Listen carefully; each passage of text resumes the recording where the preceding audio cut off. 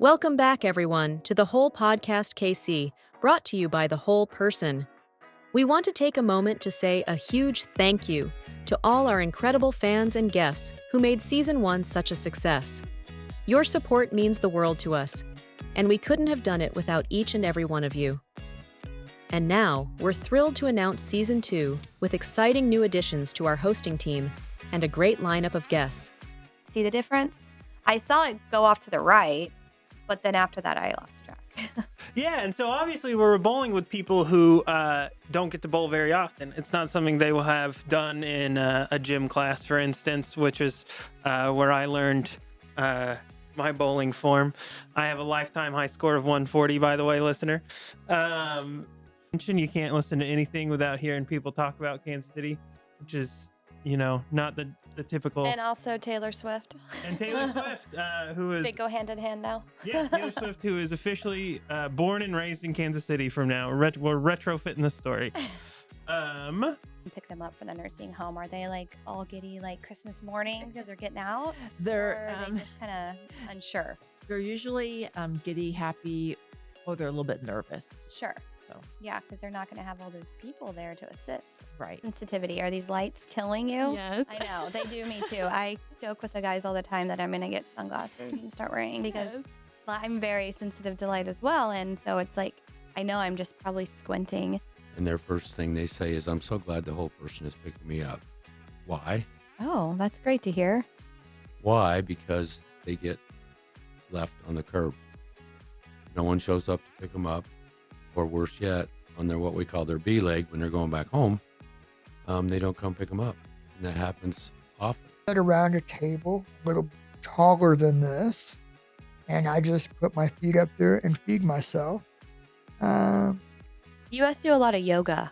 I don't. You really. don't? No, ma'am. Because it doesn't have that marshmallow tip, the rolly part at the end Right. of your cane. Right. Doesn't And then it have would that. get stuck on all the cracks. And then you impale yourself, which Yeah. is awesome. Your day and you don't think about it. Right. Just like taking a shower. You don't think about it. Right. Yeah. Get in there and do it. And now it's But then if you have mobilities in your arm or your leg, you just can't jump in there and take.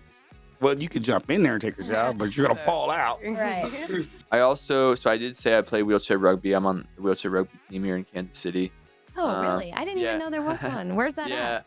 So we play at the Hy-Vee Arena. It's okay. Yeah, Yeah, it's yeah. at we practice there. Then we have a home tournament here. We had one last season at the North Kansas City YMCA.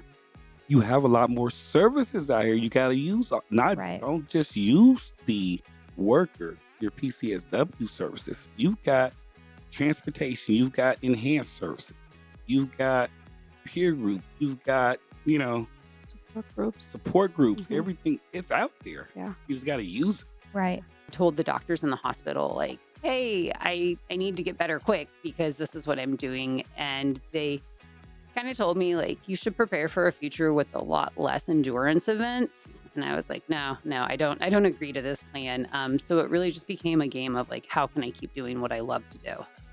And what was the plan for that then? Like, how are you able to maintain to do that still? Well, for me, I really have a soft spot for people with hearing loss and their individual journeys. I know that it's a difficult journey for them experiencing hearing loss. And at the same time, they're teaching me. I mean, I'm learning from them about their journey.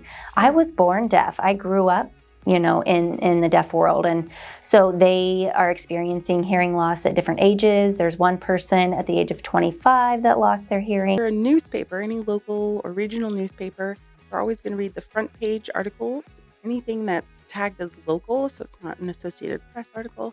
And we always make sure to get the obituaries as well.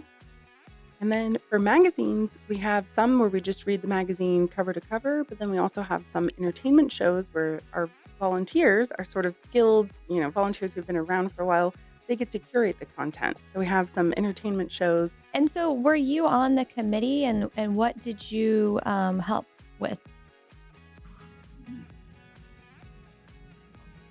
Sure.